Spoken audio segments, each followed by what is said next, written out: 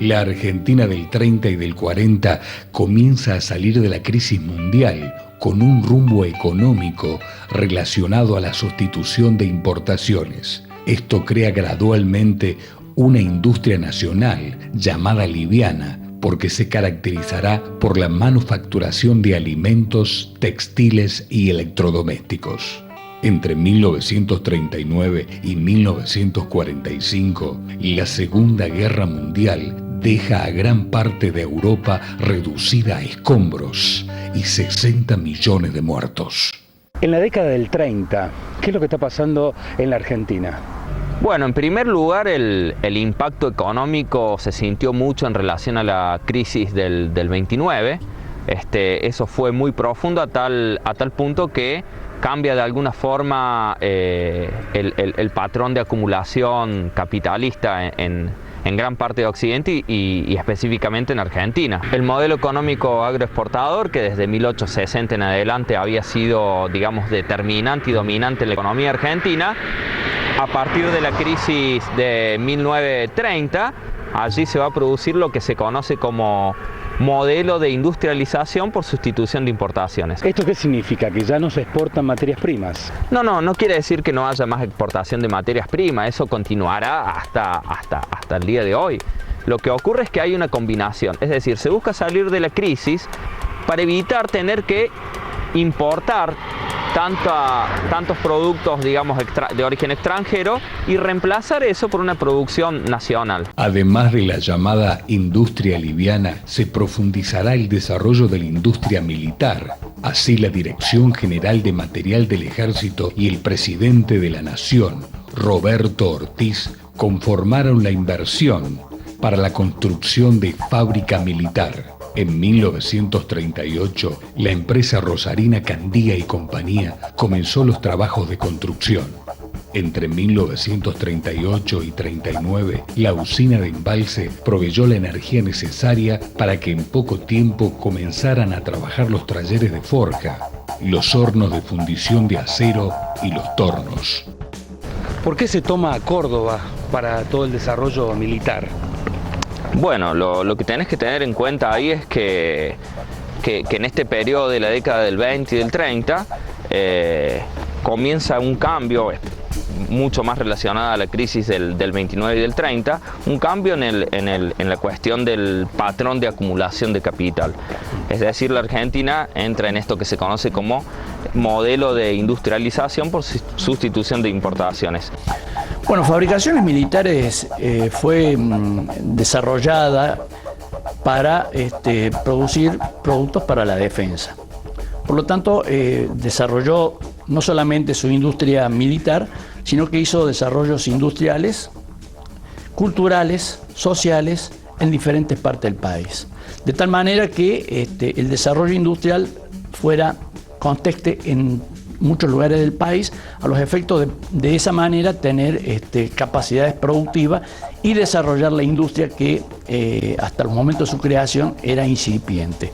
La fábrica militar de municiones se pudo establecer gracias a la existencia de un adelantado en esto, cuando mucho antes de ser una ciudad importante, destacada, era simplemente un pueblo que hizo que de su propio sustento donara alrededor de 200 hectáreas para que se pueda establecer un proyecto nacido de la década infame, porque la primera fábrica de lo que después era un complejo mucho más desarrollado en una proyección industrialista del Estado, aparece en 1936. ¿Por qué se elige específicamente Río Tercero? Pedro Marín Marocho se entera por un comentario que los militares habían venido a buscar tierras y que iban a hablar con Pedro C. Molina. Cuando él se entera, también se entera así por un comentario, también quiere enterarse realmente cómo era el tema y se acerca, que estaban cenando en el hotel, y él se acerca porque también estaba en el hotel. Y ahí fue cuando se entera y le comentan lo que ellos estaban buscando. En esa instancia también surge el mito entre por qué se instaló en Río Tercero y no en Almafuerte, ¿no? Bueno, sí, hay justamente una discusión en torno a por qué no se instaló en Almafuerte y si se instaló en Río Tercero. Bueno, de entrada la cuestión estratégica de contar con el ferrocarril y la energía eléctrica. Hasta ese punto es más o menos parecido a la situación de Almafuerte. Así como el tren fue vital para la creación del pueblo y para lo que yo llamo la transformación de una aldea en pueblo, el segundo hito absolutamente central en la historia de Río Tercero es la llegada de la fábrica militar. Pero lo que parece ser que termina definitivamente inclinando la balanza en favor de Río Tercero es la cuestión de las tierras que se necesitaban para la instalación de la fábrica, y en ese sentido va a ser Pedro Marín Maroto quien va a donar aproximadamente unas 206 o 7 hectáreas para la radicación de la fábrica aquí. Don Pedro le anticipó a Pedro C. Molina que iba a ofrecer las tierras en donación, a lo que Pedro C. Molina o no lo tomó en serio o creyó de que era el momento para hacer un importante negocio con sus propias tierras, y bueno, se dio de esta forma. El Estado Nacional optó por las tierras que tenían el carácter de ser gratuitas. En ese sentido, la pulseada con Almafuerte se va a inclinar hacia Río Tercero. Río Tercero nos tocó en suerte tener una parte de ese desarrollo industrial, y fue la creación de la fábrica militar de municiones de artillería allá por finales de la década del 30, con inicios de producción a principios de la década del 40. Si fábrica militar no hubiera venido a Río Tercero no sería lo que es hoy. Es más, yo siempre me gusta jugar un poquito con la historia contrafáctica, con el planteo que hubiera pasado si la fábrica militar iba a Almafuerte, a Soler o a José de la Quintana, como se había planteado o como lo estaba analizando el gobierno de entonces. Un pueblo de campaña que vivía exclusivamente de las tareas rurales, en las cuales esas tareas rurales que ellos hacían, las hacían trabajando horarios de sol a sol, sin salario, sin nada. ¿Se demora mucho la puesta en marcha de la fábrica? Bueno, desde las gestiones del 36, recién 2 años después, en 1938, se coloca la piedra fundamental con la presencia de Sabio, de Pertiné, de Sabatini, que era gobernador de Córdoba, y recién aproximadamente hacia 1942 es cuando se termina la construcción de los diferentes establecimientos o talleres dentro del predio de la fábrica.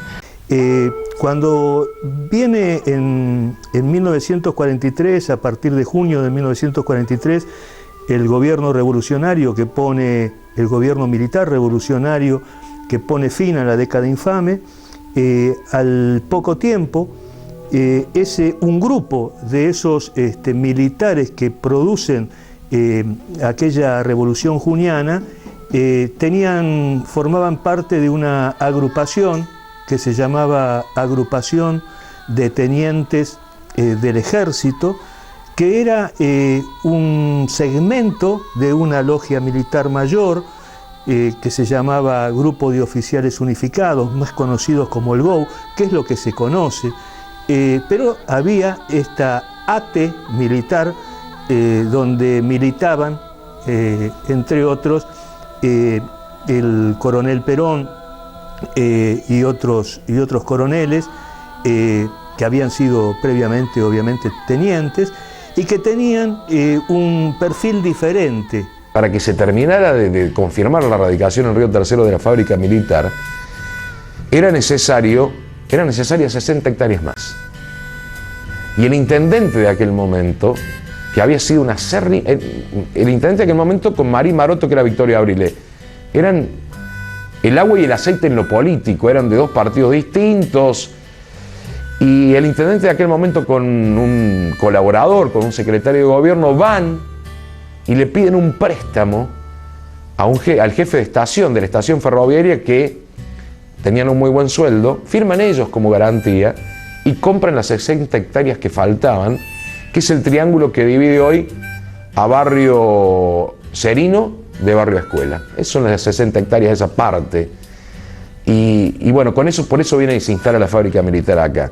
El proyecto de los militares nacionalistas e industrialistas, como el general Sabio, consistió en la creación de una serie de fábricas militares que en principio librarían a la Argentina de tener que depender del armamento importado, pero también implicaría el desarrollo de otras ramas como la siderurgia y la química. Se crearon, además de Fábrica Militar Río Tercero, la Fábrica Militar Fray Luis Beltrán, Fábrica Militar San Martín, Fábrica Militar San Francisco, Fábrica Militar de Pólvora y Explosivos de Villa María, Fábrica Militar Azul, Fábrica Militar José de la Quintana, Establecimiento Altos Hornos de Zapla, Somisa, Atanor Sam, Petroquímica General Mosconi, Bahía Blanca, Río Tercero, entre otras industrias.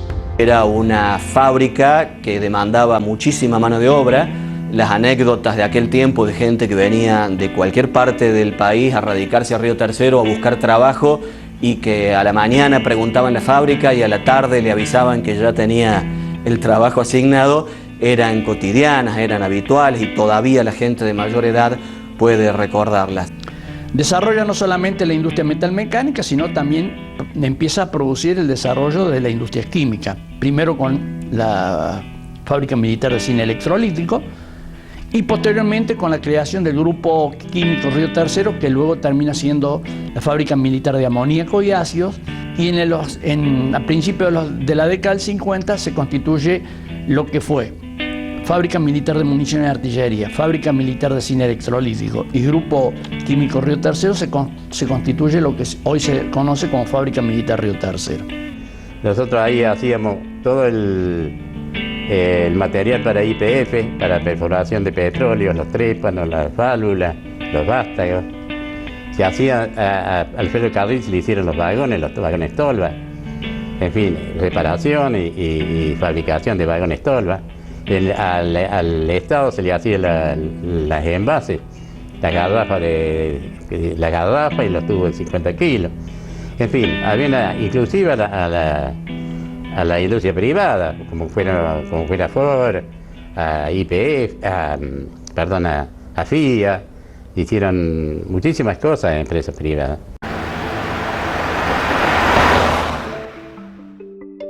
La fábrica militar fue fundamental para el desarrollo de Río Tercero. Este mismo caso se repetía en otros puntos del país. Previo a la instalación de la fábrica, el pueblo gravitaba en lo relacionado a lo agrario, los pequeños talleres artesanales, el comercio y el cuentapropismo. Desde 1940 en adelante, la ciudad pasaría a formar parte de los diferentes polos de desarrollo del país. Tuvo un rol social inmenso, porque entraron a trabajar acá, a través de la escuela de aprendices se los educaba, le hacían aprender un oficio, ya sea técnico mecánico, sea tornero, técnico electricista, bueno, de todo tipo. Entonces el personal que ingresaba a la fábrica era un personal altamente capacitado. Uno de los hombres más emblemáticos de esa época, surgidos de los talleres de aprendices en 1954, Omar Gaviglio, que resulta ingresado a los 13 años en los talleres de aprendices y sale como un trabajador profesional, como un técnico químico. Era una solicitud de tratar de crear una escuela enmarcada en lo que era la Universidad Obrera y la Escuela del Trabajo. La Escuela de Arte y Oficio se vería reflejada en la Escuela de Aprendices, que va a funcionar en la escuela en la Fábrica de Municiones y Artillería. Esto, por supuesto, las políticas nacionales existen, pero siempre existe también el gran interés de las personas, el gran interés de lo local. Y es un grupo de empleados de fábrica militar los que tratan de desarrollar o tratan de ponerse al frente de este proyecto educativo de la ENER. Así que en la parte educativa se creó una escuela primaria El ENE, que mucha parte del ENE fue por influencia de la fábrica militar que se generó ahí salieron muchos técnicos que trabajaron en la fábrica militar. El ENE tenía como primero que era de varones únicamente, y tenía la particularidad de que tenía una población estudiantil muy grande, es decir, de edad, a diferencia de las otras escuelas que ingresaban como más jóvenes. Tenía la población escolar de 18 años y más. Inclusive están los datos de que, por ejemplo, los que tenían más de 24 años se les permitía fumar en la escuela, no delante del docente, pero se les permitía fumar. No tenían educación física, pero los hacían ir, por ejemplo, a los talleres los días sábados por la tarde. Es decir, tenían como un régimen distinto, pero trataban de sostener a esos primeros alumnos, que era una población que estaba vinculada a la fábrica militar. Con Modesto Acuña, Río Tercero pasa de ser aldea-pueblo, y con la fábrica militar pasa a ser ciudad. Y la fábrica militar tiene el mismo impacto que tuvo el tren en los comienzos del pueblo. La fábrica militar a mediados del siglo XX, o antes de mediados del siglo XX, tiene el mismo impacto. Genera todo un desarrollo muy importante que después se potencia ese desarrollo con la instalación de otras grandes fábricas, porque no nos olvidemos que fábrica militar era del Estado, pero Tanor, que hoy es privada, era una sociedad anónima mixta, tenía parte estatal. Todos los predios en donde están las industrias, fábrica militar, Tanor y petroquímica, son propiedad del Estado. O sea, vienen esas fábricas aquí a partir de la radicación de fábrica militar. Nosotros teníamos una fábrica también donde se atendía la salud de las personas a través del policlínico, donde se atendía la atención primaria, la atención secundaria, y a su vez la parte más importante, digamos, y una atención, se le demandaban profesionales de Córdoba o los mandaban de Córdoba. Es decir, que en ese policlínico miles de niños vienen por la luz por primera vez ahí. Eso se cerró, no, nadie justificó por qué se cerró, porque ahí prestaba atención ambulatoria, atención para estar internado. Se crea el barrio Libertador, un barrio con 300 viviendas para que vivieran los técnicos, los ingenieros, algunos operarios, gente relacionada a las Fuerzas Armadas, es decir, militares, sectores militares. De trabajador que tenía, mucha gente venía y tenía su casa propia, digamos, que le destinaba una vivienda, como es el barrio Libertador. Muchas personas que yo he trabajado con él me contaban que ellos vieron por primera vez en su vida, habían tenido agua corriente y agua caliente. Esa vivienda se le prestaba gratuitamente.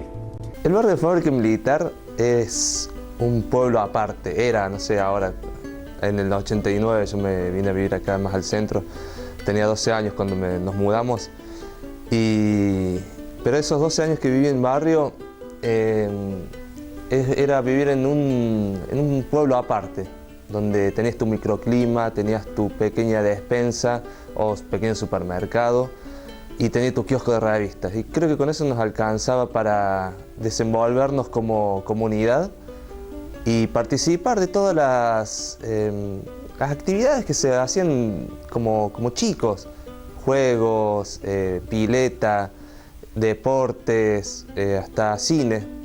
Así que no nos faltaba nada. El mundo conoce el horror de las bombas atómicas de Hiroshima y Nagasaki que ponen fin a la guerra mundial en el Pacífico. El mundo queda dividido en dos bloques, el comunista y el capitalista.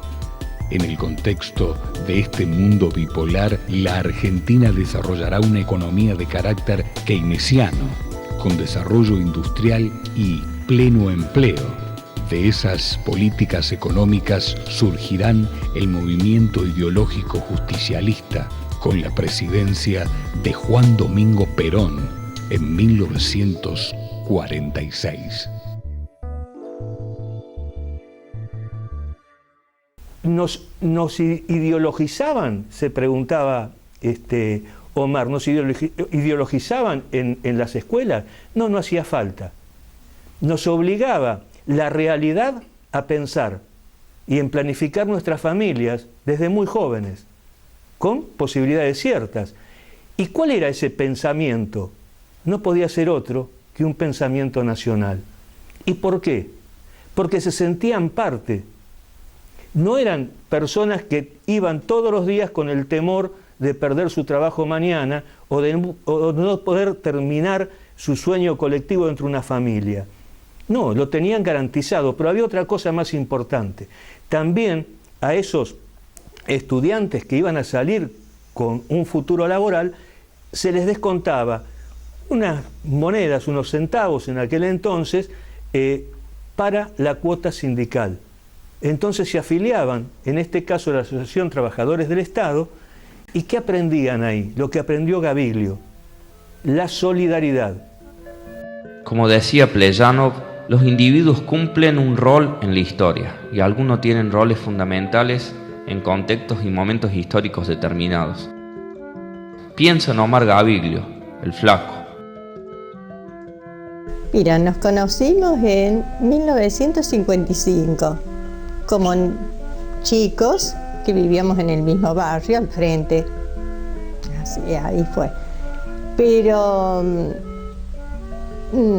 fuimos siempre muy amigos, porque primero él fue amigo de mi hermano y después fuimos amigos nosotros particularmente. Y tuvimos, digamos, ya un acercamiento, un poco más que amigos, ya después que él hizo el servicio militar. Ya éramos chicos grandes y en el 64 nos hemos casado.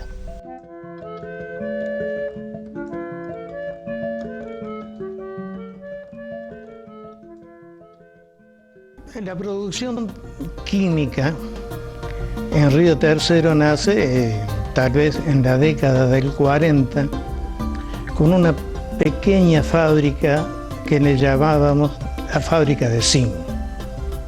Era de fabricación militares. En la década del 5 y también en la década del 40 también surge Atanor. En la década del 50 y pico comienza Fabricaciones Militares a hacer sus plantas para producir elementos que usan fabricaciones militares: ácido sulfúrico, ácido nítrico, amoníaco para hacer el ácido nítrico y bueno, y otros compuestos, por ejemplo, sulfato de amonio, que son fertilizantes, ¿no es cierto? Ese es un poco el origen del polo químico de Río Tercero. A través de la ley Sabio, permitiera la incorporación de industrias periféricas que se transforman en sociedades anónimas mixtas. De tal manera que el desarrollo de esa forma, de esa organización industrial, era para equilibrar la balanza económica de Fabricaciones Militares. Es decir, Fabricaciones Militares llegó a contar con 14 fábricas propias y desarrolló sociedades anónimas mixtas, que acá en Río Tercero las conocimos como Atanor Sociedad Anónima Mixta, Samae Sociedad Anónima Mixta Aceros Especiales, que hoy ya no existe más, mucho que ha desaparecido. Y luego en la década de los 80, principios de los 80, Petroquímica Río Tercero Sociedad Anónima Mixta. La década del 70 para Latinoamérica estuvo marcada por golpes de Estado cívico-militares que respondieron al Plan Cóndor como parte de la geopolítica de los Estados Unidos en el contexto de la Guerra Fría. Este plan se adecuó a las doctrinas de seguridad nacional de los Estados Unidos e implicó golpes de Estado como el de Augusto Pinochet en Chile al presidente socialista Salvador Allende. Y en el mutuo apoyo entre las cúpulas de los regímenes dictatoriales del cono sur de América, esta coordinación implicó El seguimiento, vigilancia, detención, tortura, desaparición y muerte de personas consideradas por dichos regímenes como subversivas del orden instaurado. Años de dictadura militar implicaron el fin de los derechos y garantías constitucionales, la clausura del Congreso de la Nación, la prohibición de la participación política, la clausura de las centrales obreras, la persecución de obreros, estudiantes, docentes, militantes políticos, artistas presos o exiliados, la creación de centros clandestinos de detención, el Mundial de Fútbol de la Argentina 78, con fines de propaganda, distracción y 30.000 desaparecidos que, según el dictador Videla, no estaban ni muertos ni vivos, estaban desaparecidos. Estaban desaparecidos. Estaban desaparecidos. Estaban desaparecidos. Esquivel recibió el Premio Nobel de la Paz. Abuelas y madres de Plaza de Mayo luchaban por la recuperación de sus hijos y nietos. La Asamblea Permanente de los Derechos Humanos denunciaba el terrorismo de Estado. Como resultado de la derrota, la dictadura militar comenzó su retroceso y llamó a las elecciones democráticas para el 30 de octubre de 1983, cuando Raúl Alfonsín, del movimiento Renovación y Cambio de la Unión Cívica Radical, ganó las elecciones presidenciales. Bueno, la verdad que yo entré en el año 84, entramos una tanda de pibes de 20 años. Entramos 400 compañeros, entramos entre los fines del 83, principio del 84, mitad del 84, y la verdad que fue un momento muy duro, porque se venía en el 87 el achique. El primer achique en el Estado Nacional, donde que fue el retiro voluntario, y nosotros éramos los más nuevitos, éramos los pibes, y bueno, y teníamos esa ilusión que todo el mundo decía, una vez que uno entra en el Estado, puede proyectar su vida, proyectar una familia y casarse y armar y tener ese trabajo seguro, el salario seguro, esa mutual, y veíamos que no era tanto así como nos contaron. Y fue un momento muy difícil. Yo entré en un momento bastante importante en la fábrica, donde éramos casi 1.800, 1.900 trabajadores, y bueno, en el 87 se mermó un poquito, en el 91 se mermó bastante, en el 93 otro tanto, y bueno, y en el 2000 fue, y entre el medio están las explosiones del 95. Es un periodo que está donde la economía a nivel nacional entra en crisis y eso repercute muchísimo a nivel local. Uno de los sectores más golpeados va a ser la industria, claramente. Comenzarán los rumores de privatización de la fábrica militar de Río Tercero. Que a partir de mediados de los 80 comienza una etapa que yo llamo de la desaceleración del crecimiento y que rompe, yo creo que también incluso hasta anímicamente, con lo que yo de alguna manera bautizo como la ilusión del progreso continuo. El gobierno del doctor Alfonsín comenzó con algunas privatizaciones. ¿Cuáles fueron las privatizaciones? Y comenzó con las privatizaciones justamente de la Sociedad Anónima Mixta. Acá en Río Tercero se privatiza Atanor, que era Sociedad Anónima Mixta, pasa a ser una fábrica de propiedad de los Bungebor. Lo mismo que Petroquímica Río Tercero, que también era Sociedad Anónima Mixta, también pasa a ser propiedad de Bungebor. Entonces ahí comienzan las dificultades, digamos, económicas de la empresa, es decir, pierde ese holding de empresa, porque no solamente ocurre con las plantas industriales acá de Río Tercero, sino que el resto de las plantas del país comienzan también a hablarse de las privatizaciones. Río Tercero era una comunidad que desde su fundación hasta los años 80 parecía vivir en la ilusión del progreso continuo, aún atravesando épocas que en el resto del país habían sido de fuerte crisis y que aquí no se notaban y que aparecía como una isla. En los años 80, a mediados de los 80 sobre todo, esa isla comenzó a inundarse y comenzó a percibirse en la ciudad las mismas situaciones críticas o de retroceso económico o de crisis que se vivían en el resto del país. Van a movilizarse y durante 1987, 88, 89, sí, va a haber muchísimas movilizaciones en la ciudad, también en Córdoba, van a viajar a Buenos Aires, reclamando por mantener el puesto de trabajo. Esto claramente va de la mano con la crisis económica nacional de 1989 de la hiperinflación. Ese decaimiento hace que comenzáramos a tener problemas también internos dentro de la fábrica. ¿Por qué? Porque se observaba un decaimiento del progreso, de la creatividad, del desarrollo y de las producciones. Entonces ahí cuando se empiezan a producir las primeras marchas, las primeras movilizaciones, en salir en defensa de la fábrica militar Río Tercero. En este tiempo la fábrica militar había tomado un contrato muy importante con Irán para las fabricaciones de municiones, tanques TAM y cañones con Irán, aproximadamente unos 5.000 millones de dólares. Y también tenía con Irán que se fabricara el misil Cóndor en Falda del Carmen. Eso, cuando entró Alfonsín, con las presiones de Estados Unidos, no los dejaron importar más. Alcanzamos a importar 35.000 proyectiles.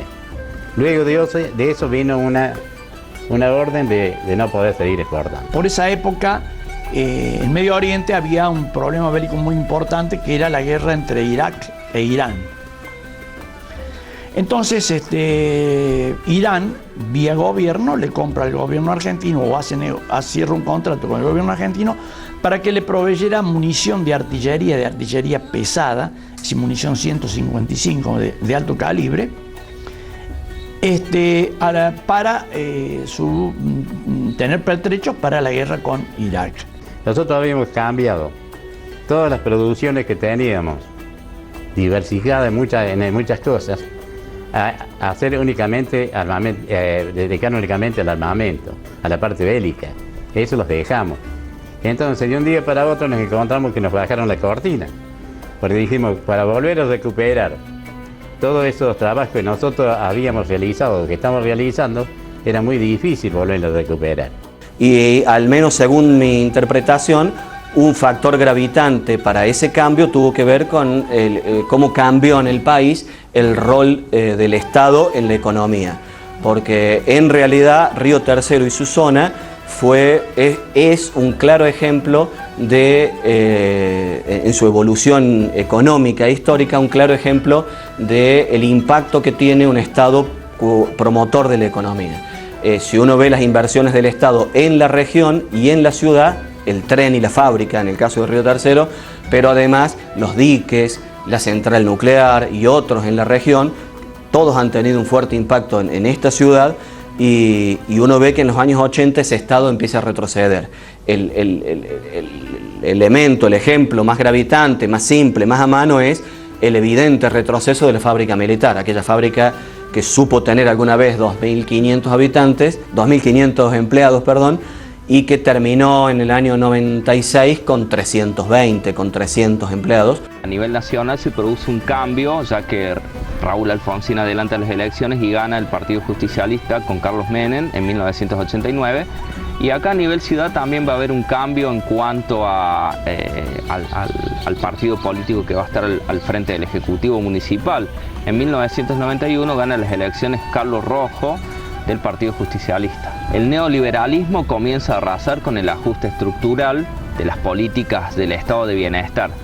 De alguna forma, ese ajuste estructural se profundiza en las áreas más sensibles, educación, salud, y comienzan privatizaciones donde la más tristemente recordada es la de YPF, que es vendida a precio vil. Acá en el ámbito local, de alguna manera el impacto es muy profundo también. Por ejemplo, en fabricaciones militares, de tener a principios de los 80 casi 2.000 empleados, llegará a tener solamente 320 empleados hacia 1996, con lo que se conoció como retiros voluntarios. De alguna forma es el epílogo de lo que será en 1995 las explosiones, las trágicas explosiones de fábrica militar.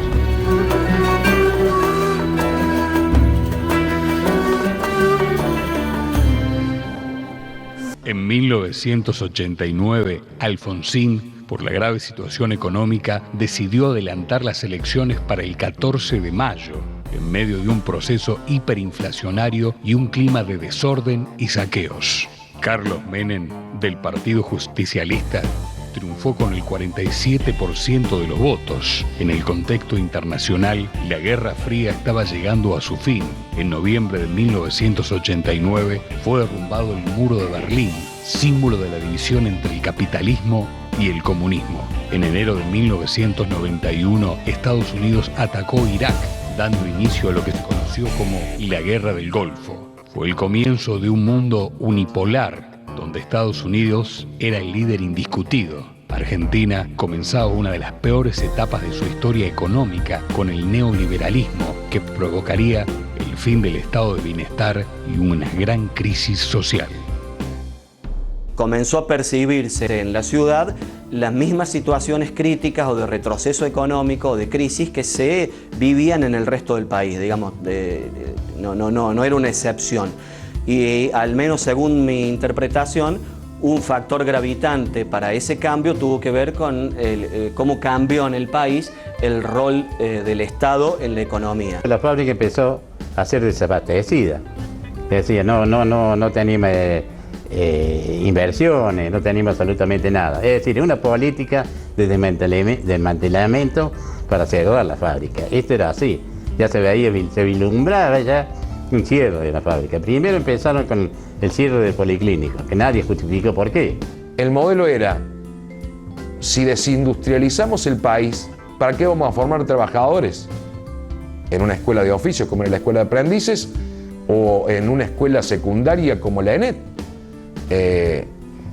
O sea, digamos, era acorde a lo que se planteaba de un país que había sido un país que había, por lo menos Río Tercero era el ejemplo de eso, de que había sido un país que había apostado al desarrollo industrial en algún momento y que se estaba desindustrializando. De aquella oleada menemista, de aquella traición a los intereses fundamentales de la patria, aquel momento de achicamiento del Estado con la excusa de agrandar la nación, que era una mentira, se pudo revertir.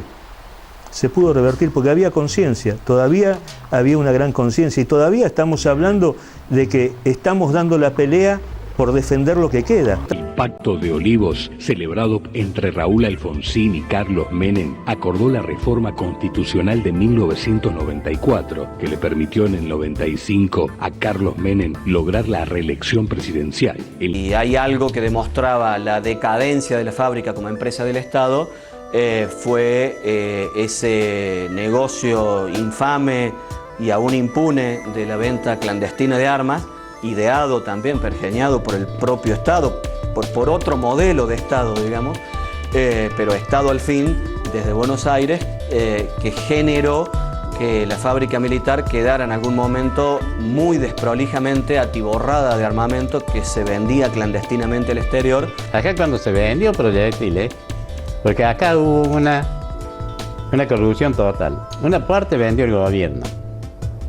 Autorizó, por decirte, no sé la cifra, pero decirte 20.000 proyectiles. Pero otra parte vendieron los militares por cuenta de ellos. Entonces, ¿qué pasó?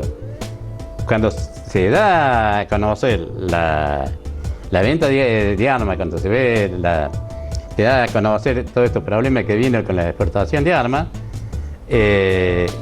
genera, lógicamente, cuando se fuera a ver un archivo, iba a generar que había 15.000 o 20.000 proyectiles que no existían, pero la documentación estaba. Ese material venía a Río Tercero lo maquillaba, lo teníamos que maquillar, es decir, controlarlo, maquillarlo, repintarlo e incorporarlo junto con la munición que tenía Río Tercero, que era sobrante de la munición que se había vendido a Irán.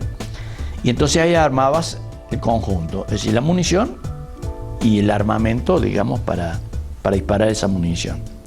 Entonces, ¿cómo tenían que hacer para que esto no se divulgara, que no se conociera? ¿Cuál fue la mejor idea? Hacer una explosión. Todos los proyectiles que faltan y que no están declarados, argumenta que se perdieron en la explosión.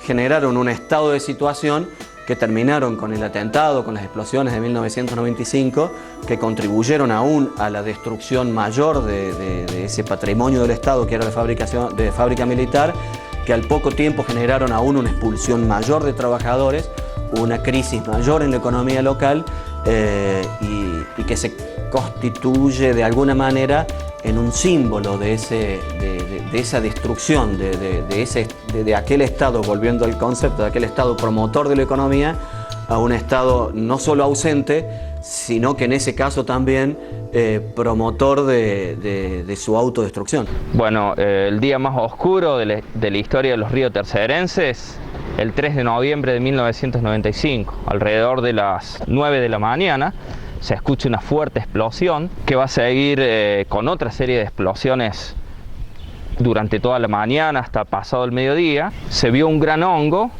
proveniente de la zona de fabricaciones militares, con lo cual la gente comenzó a huir de la ciudad y la noticia muy pronto llegó a casi todo el país y a diferentes partes del mundo sobre lo que estaba pasando en Río Tercero.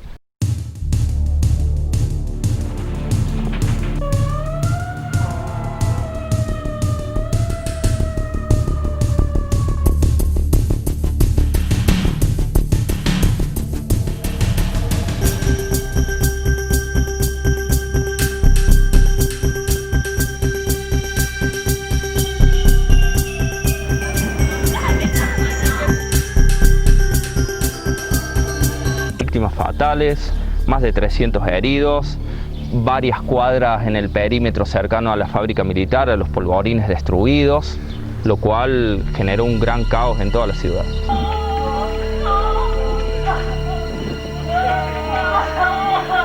Yo estaba a 6 cuadras, estaba trabajando en una casa de 2 pisos, no quedó nada. ¿No quedó nada de la casa donde usted estaba trabajando? No quedó nada adentro, todo vidrio, puerta, televisor, computadora, todo reventado. Terrorífico. Estaba en 5º año en la escuela José Hernández, no sé dónde está, no la puedo encontrar. ¿A dónde la encuentro ahora? Nadie me dice nada, no me dan noticias. Yo tengo a mis nenas que se las han llevado un auto, pero no sé en dónde están. ¿Estaban en la escuela que está a 700? La nena me la mandaron sola de la escuela cuando pasó todo esto, cayó sola, se me descompuso. Y de ahí salgo yo a la calle, un auto me las carga, me dice, señora, se las llevo. Pero no sé en dónde. A punto que hacia pasado el mediodía llegará a la ciudad el presidente Carlos Menem, el gobernador Ramón Mestre, y se van a reunir con el intendente Carlos Rojo para dar información sobre lo que estaba ocurriendo. El gobernador, presidente, le están diciendo el informe que han recibido. Se trata de un accidente y no de un atentado. Ustedes tienen la obligación de difundir esta palabra. Porque con los años he escuchado comentarios respecto a algunas actitudes mías, digamos, como de consentimiento hacia el presidente Menem, en algún sentido muy oscuro.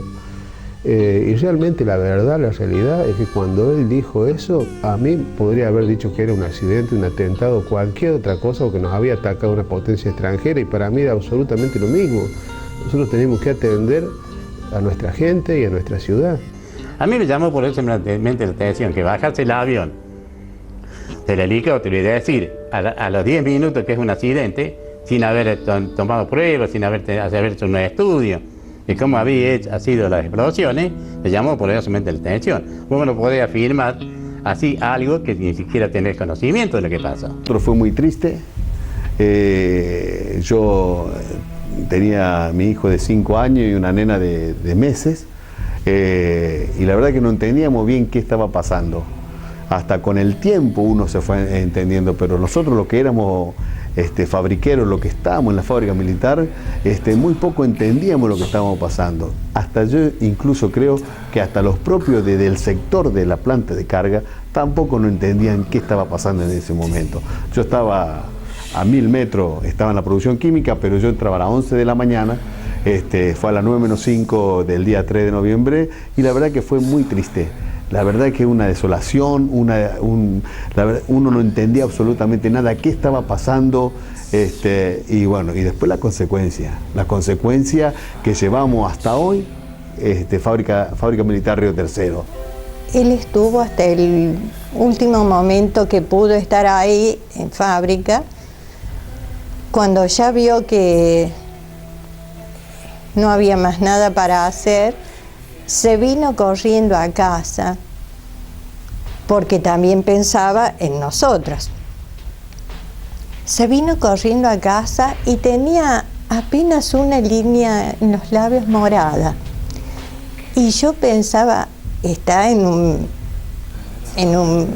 estado muy, muy malo, así que nadie hemos demostrado así tantas cosas graves y salimos, hacia Tancacha con mis consuegros, pero siempre pensando lo grave del hecho, cómo había sucedido y lo que iba a venir. Camino por las calles de Río Tercero o por las de Buenos Aires. Podría caminar por Sarajevo, por Washington o algún lugar de Ecuador, siempre intentando buscar respuestas. Es la era de la tecnología y la globalización, la comunicación instantánea, y pensar que también se globalizaron las redes de dominación. Y el poder dominante puede herir de muerte desde cualquier punto del mundo. Eso sí, necesitan de cómplices locales. Van a activar el detonador que va a generar la explosión. No necesitan estar allí. Con un celular les alcanza. 5, 4, 3, 2, 1. Las evidencias están eliminadas. Están eliminadas. La primera hipótesis fue accidente. Es lo que primero se dice, lo que dice la autoridad nacional en aquel momento, y eso va a generar posteriormente muchísimas sospechas. Pero pronto se descubrió el contrabando de armas a Croacia y Ecuador. La culpa no la tuvo la fábrica de lo que pasó. O sea, los responsables de lo que pasó fueron quienes encontraron en la fábrica una caja de corrupción para hacer sus negocios. Estamos hablando no de un negocio que se circunscribió únicamente al territorio argentino, sino estamos hablando de un operativo internacional que era el tráfico de armas. Y en ese marco es que se hace volar a la fábrica. Las explosiones, mi pedido desesperado a Nicasio para que, además de proteger a su familia, me lleve mi familia para la zona de Tancacha. Y yo salí con el R12 blanco que me había dejado Abel, y ese recorrido desde la calle Casero y Guillermo Marconi hasta la municipalidad fue muy duro, muy difícil, y mucha gente sufriendo imágenes dantescas, o sea, cosa difícil de describir. Y bueno, a partir del 2001, 2002, 2003 se abre la causa, el juez Martínez abre la causa donde la cuestión de las explosiones ya va a ser tratada bajo sospecha de atentado. Un grupo de vecinos de Río Tercero vino a demandar justicia y apoyarlo a usted en esta acción investigativa. ¿Qué mensaje tiene para la gente de Río Tercero sobre la marcha de la investigación judicial y sobre las expectativas de encontrar la verdad real? Yo en varias oportunidades que me han preguntado he tenido el convencimiento de que esto con trabajo vamos a sacar algunas conclusiones seguras. Yo no sé cuál va a ser finalmente la respuesta, pero que se tenga la seguridad que estamos haciendo lo humanamente posible para esclarecer un hecho tan difícil como este, lo estamos haciendo. ¿Usted tiene una presión extra por esta situación de toda una ciudad demandando? Para nada. Todo el tiempo se luchó para que la causa no prescribiera. Una de las grandes luchadoras fue Ana Gritti, la doctora Ana Gritti, que buscaba que se resolviera esta cuestión y se condenara a los verdaderos culpables. La fábrica de Río Tercero fue el brazo ejecutor del que se valió todo el grupo que estuvo ligado al proyecto y a la venta de las armas, el brazo ejecutor del que se valió para cumplir efectivamente la misión que habían acordado y que habían programado. Entonces nunca podríamos juzgar autónomamente esta causa, sino que debemos ir a la causa madre, que es la venta ilegal de armas, porque esto fue la conexión de aquello. La ciudad de Río Tercero, la ciudadanía se movilizó llegando a un punto máximo, digamos, en el año 1999, en el invierno, fue la movilización más grande en relación a los reclamos para que se investigue y haya verdad sobre la causa de las explosiones. La del 99 fue la más importante, sin lugar a dudas, y no fue un 3 de noviembre, fue un 3 de junio del 99. Hacía un frío que calaba los huesos, pero fueron casi 12.000 personas, de 10.000 a 12.000 personas las que marcharon en esa jornada. Las explosiones del 3 y el 24 de noviembre fueron el sello del neoliberalismo en Río Tercero. Además de las 7 víctimas fatales, los cientos de heridos, el miedo colectivo entre sus habitantes, también se profundizó el desempleo y el estancamiento de la ciudad. Después de la tragedia, ya no fue posible ocultar la relación entre las explosiones con el tráfico de armas a Croacia y Ecuador. Las investigaciones de la justicia continuaron por 2 décadas y se pudo determinar que se trató de un evento intencional y no de un accidente. De un accidente, no, de un accidente, no, de un accidente, no, de un accidente. El 17 de marzo de 1992, la Embajada de Israel sufrió un atentado.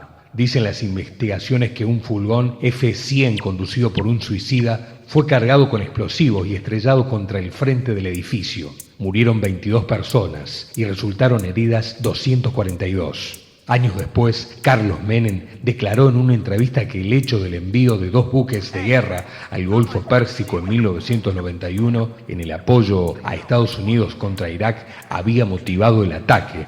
Este fue un ejemplo de la política exterior que siguió la presidencia Menem, el de las relaciones carnales.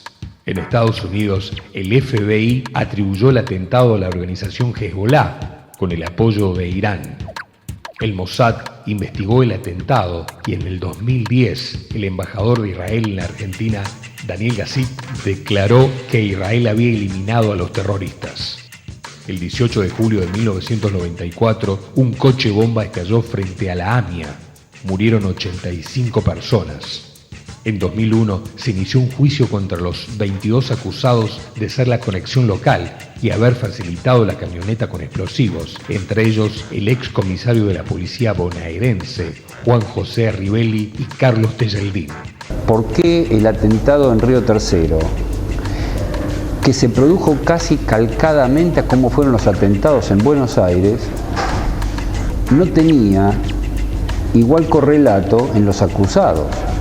A nadie se le ocurrió acusar a Irán, a Siria, al Líbano o a alguna organización musulmana de atentar contra la principal fábrica militar del país. Y sin embargo, el atentado en Río Tercero fue el tercer atentado terrorista cometido en el país en apenas 3 años.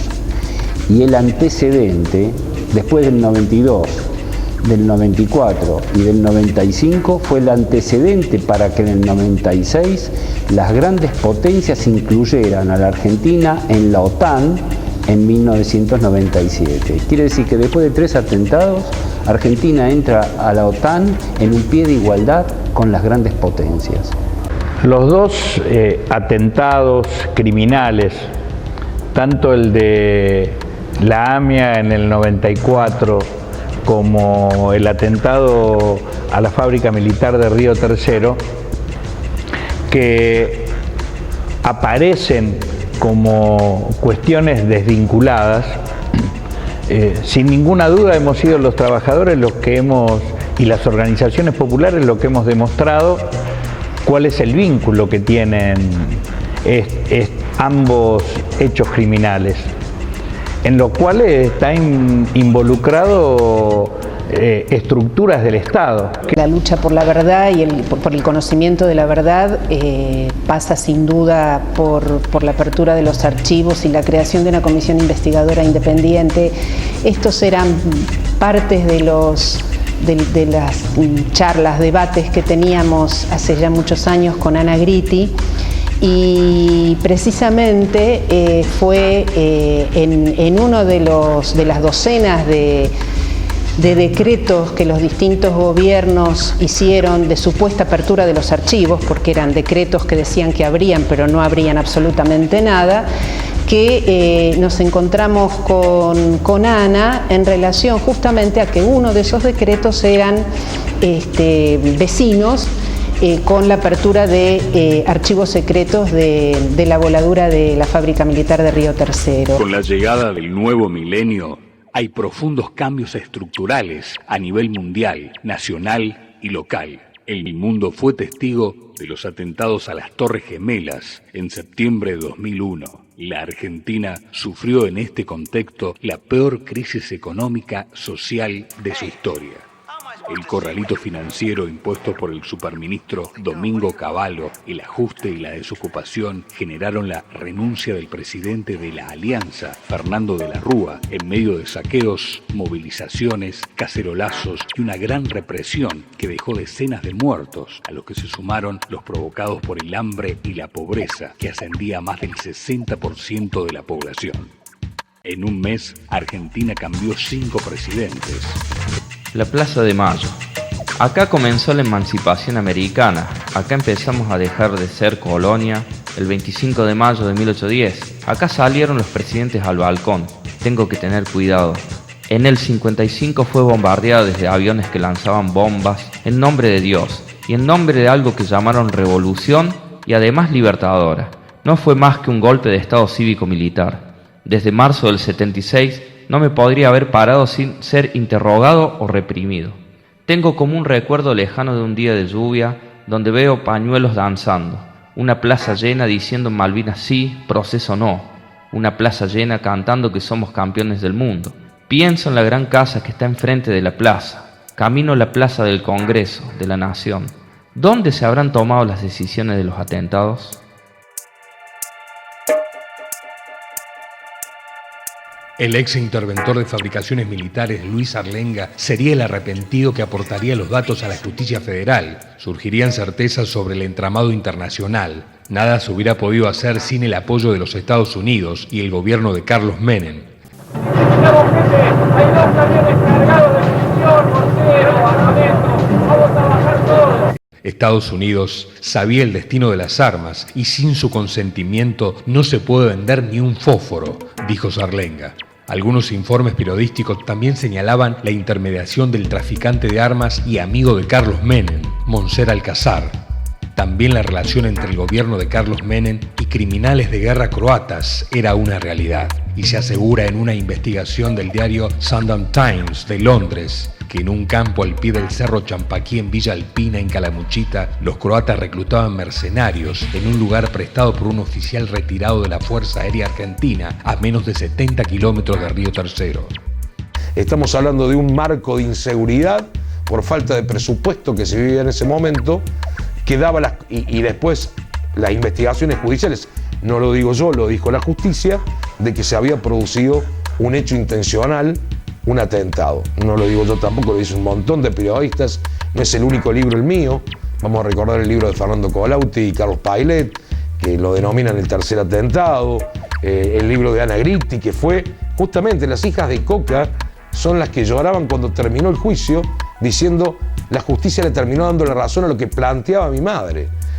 Y fue un otro colega de Córdoba, Sergio Carreras, el que, charlando informalmente, nos sugirió el nombre y nos pareció muy bueno, sobre todo porque tenía que ver con el espíritu de época, ¿no? Había 2 atentados, el de la AMIA, el de la Embajada de Israel, en la década del 90, que habían marcado la década del 90, y aparecía el de Río Tercero también como un hecho muy ligado a la corrupción, a la situación política institucional de los años 90, y por otra parte porque también lo ubicaba en el ámbito de lo intencionalmente provocado, del atentado, etc. Miles de riotercerenses estaban clamando justicia, pedían a gritos que se sepa la verdad. ¿Por qué la explosión de la fábrica militar de Río Tercero? Por eso nos pareció desvirtuar el tema, poner la homilía de un religioso que le pedía a la gente que no reclame justicia, que hay que sepultar el pasado, que no hay que hurgar el pasado, algo que nos sorprendía por lo desubicado en medio de una fuerte versión que habla de que las explosiones fueron provocadas para precisamente ocultar el tráfico de armas. En los años difíciles de los 90, cuando ocurrió la voladura de la fábrica militar, involucrarse demasiado generaba miedo. Muchos preferían no hablar, inclusive algunos aseguraban que se trataba de un accidente, defendiendo la postura de defensa a los criminales que actuaron en el atentado. Omar Gaviglio y Ana Gritti comenzaron su lucha por verdad y justicia junto a los letrados patrocinantes, Auca Barbero, Horacio Viqueira y Ricardo Moner Sanz. Una traición, de hecho fue traición a la patria por parte de quienes estuvieron atrás de eso. Y sin embargo él en su lucha no fue con el dedo apuntando a nadie puntualmente, sin tener la certeza absoluta de qué es lo que reclamaba él como evidencia y a dónde apuntaban esas evidencias. Lo que tuvo que luchar él para demostrar que no lo habían hecho fue increíble. La verdad que la vergüenza que él le daba cuando salía a la calle y más de un amigo cruzaba la calle porque no lo conocía, porque como él había hecho tanto daño, y él le daba una vergüenza bárbara y no tenía nada que ver. Y hombres muy valientes que sirvieron como prueba central para armar el rompecabezas de lo que fue Río Tercero y de lo que fue la venta de armas, como el querido flaco Omar Gaviglio, que tampoco lamentablemente ya no está con nosotros, pero que en las sentencias más importantes, en las resoluciones judiciales más importantes de Buenos Aires, en la causa Armas y de Río Tercero, en la voladura de la fábrica, se lo menciona a Omar como un testigo clave, que en momentos muy difíciles, en momentos que había que tener mucha valentía, porque el poder, digamos, del menemismo en ese momento era muy fuerte. Omar se animó a contar la verdad de lo que sucedió. Durante mucho tiempo fue complicado, mucha gente que no quería hablar, gente que hablaba y que una vez decía una cosa y después decía algo distinto. A nivel judicial no fue nunca sencillo, digamos, la relación con los jueces siempre fue compleja, complicada, tirante con los fiscales. Fue variando, digamos, entre uno y otro, porque la causa tuvo un montón de jueces y fiscales y cámaras que iba y volvía. Se puede establecer que la cantidad de proyectiles que volaron sobre Río Tercero fueron alrededor de 25.000. En el caso de Gendarmería, la suma arrojó 24.614 y la Policía Provincial 26.543. Un inventario que ordenó el propio juzgado a instancias de Gaviglio determinó que al momento de la explosión la fábrica debería haber guardado muchos más proyectiles que los declarados por las autoridades militares. Según los inventarios de la propia fábrica, de acuerdo al balance cerrado el 30 de octubre de 1995, en la industria debería haber existido 50.403 proyectiles cuando explotó. Y si a eso se le agregan los cartuchos incompletos, las cifras subirían a 58.442. Según aquellas pericias ordenadas en 1999, la fábrica debería haber contenido 72.405. Faltaban más de 45.000 explosivos porque solo poco más de 25.000 habían recorrido los cielos de Río Tercero o estallado. ¿Dónde estaban los que faltaban? Fue un hecho intencional, las condiciones digamos, ¿cómo podríamos? De desorden que tenía la fábrica fueron las adecuadas para que se generara un hecho de esta naturaleza, y hubo una explosión direccionada hacia el pueblo para que la menor cantidad de proyectiles no alcanzaran las plantas químicas, o la mayor cantidad de proyectiles cayeran sobre el pueblo y no sobre las plantas químicas, para que no fuera más todavía fuerte digamos, lo que había sucedido. La justicia, con él hizo justicia en cuanto a lo técnico, en cuanto al decir, bueno, queda libre de cualquier duda que tengamos hacia su persona, usted no lo vamos a investigar más. En ese sentido, la vio a la justicia. En cuanto al hecho en sí, no. Se siguió buscando, siguió que en base con las pruebas que habían preparado, siguió buscando que se avanzara en las causas. Bueno, Fue una persona que tuvo mucho para dar, y él no se quedó nunca, siempre trató de dar más de lo que siempre trató de dar todo lo que más podía él, directamente, y sabía muchísimo del tema. Nos reíamos siempre porque del tema que tocara él tenía un libro para explicarlo. Una buena persona, muy buena persona. El que incorporó elementos en las causas para que se demuestre de que no, que había responsabilidad del Estado, y fue Omar el que, junto a la tarea de Ana Gritti, es la que profundizó ese esclarecimiento y lo vinculó posteriormente al atentado, a la investigación del atentado en la AMIA. Me recuerda al escritor uruguayo Galeano, que decía que la justicia es como la víbora, muerde a los descalzos nomás. Y en estos casos donde hay personajes muy importantes involucrados, se demora y la cuestión no termina. Pero bueno, no hemos bajado los brazos, todavía continuamos en la batalla para que definitivamente la justicia termine con una condena de los hasta donde podamos. Además también la muerte de Lourdes Di Natale, que finalmente se conoció que no se cayó de un quinto piso, creo que era por casualidad, sino que hubo pericias que era la secretaria de Yoma. Lourdes Di Natale conocía mucho, lo nombró en muchas ocasiones Lourdes Di Natale a Río Tercero. La ex mujer de Cunio Olivarona, de un conocido abogado, ¿no?, en su momento. Horacio Estrada, un ex marino de argentino que estaba muy involucrado en el tema tráfico de armas, que aparece muerto con un disparo en la sien, era diestro y dijeron que era un suicidio y el disparo lo tenía en la sien izquierda y él era diestro, o sea,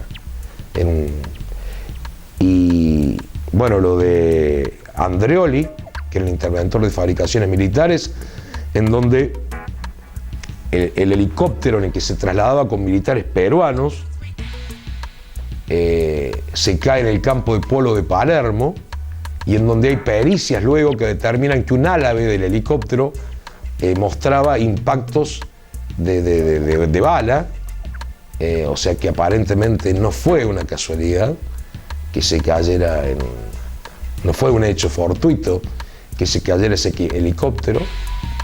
La venta ilegal de armas a Irán y Croacia fue el motivo de la explosión de la fábrica de armas de Río Tercero y explica en parte los atentados a la Embajada de Israel y a la AMIA. Antes y después de los atentados en el puerto de Buenos Aires se concentraron en secreto miles de toneladas de armas y explosivos destinadas a proveer armas a croatas. Yugoslavia se estaba desintegrando en la guerra de los Balcanes. La ONU había decretado la prohibición de venta de armas en esa región, hecho que beneficiaba a los serbios, que poseían todo el arsenal yugoslavo y la solidaridad rusa.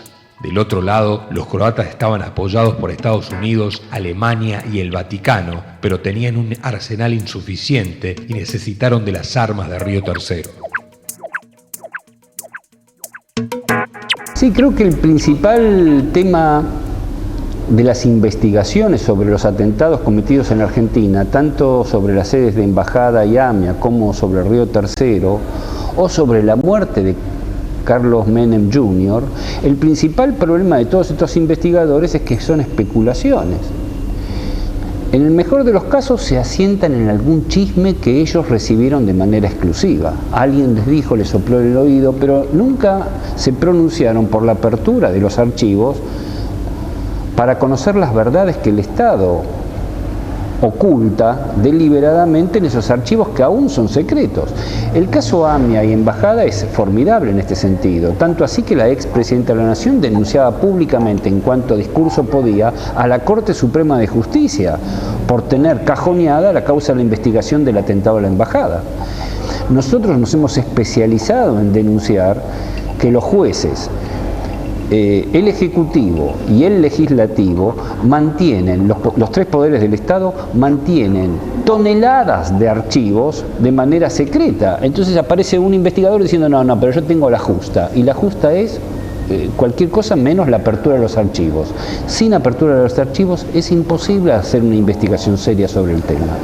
Lo que tanto Ana como yo en esa oportunidad habíamos podido constatar era que esos archivos que nos mostraban eran recortes de diarios o fotografías, pero nada que ver con lo que uno buscaba, que era justamente toda aquella documentación que sin duda existe tanto para la voladura de la sede de la AMIA como para la voladura de la fábrica de Río Tercero.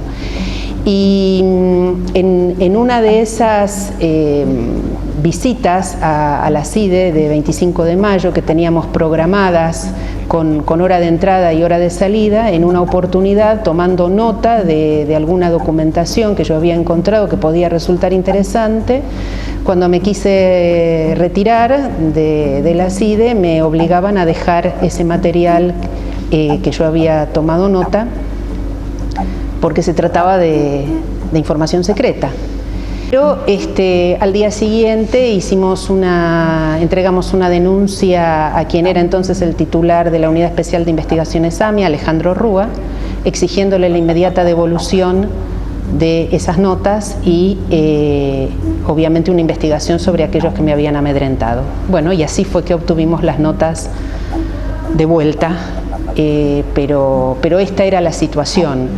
No teníamos ningún tipo de acceso a la documentación secreta. Esto hace tan actual el debate en torno de qué pasó en la AMIA, qué pasó en Río Tercero y cómo se explica la impunidad que sobre ambos hechos persiste a lo largo de más de 20 años y a través de distintos gobiernos que han sostenido esta impunidad.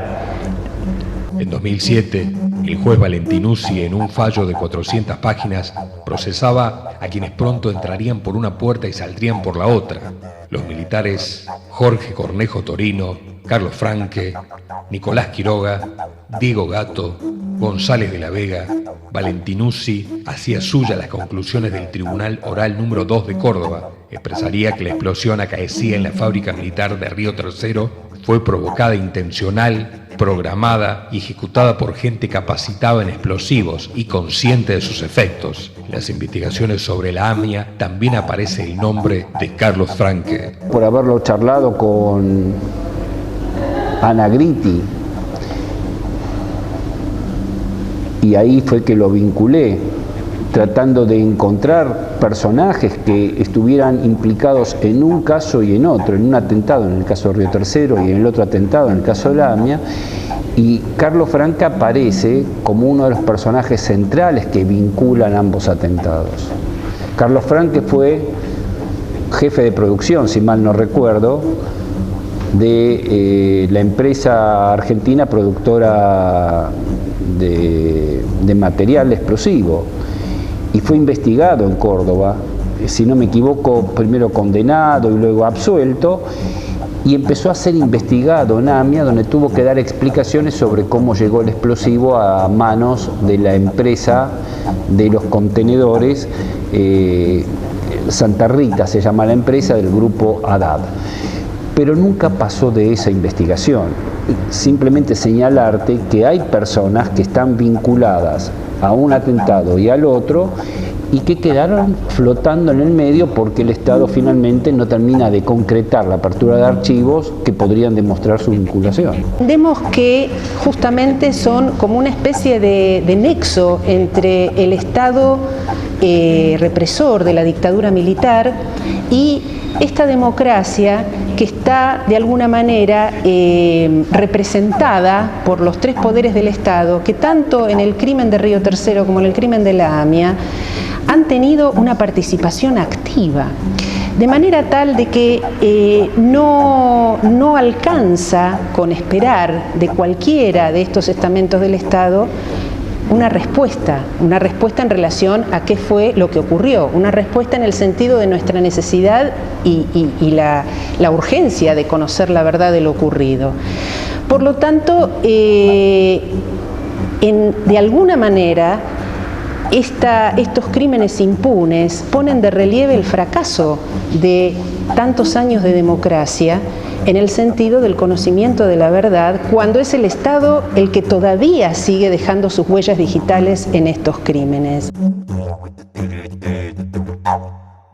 Organismos que luchan por la memoria, la verdad y la justicia denunciaron que lo que se busca desde el gobierno es encubrir a los encubridores que están siendo juzgados.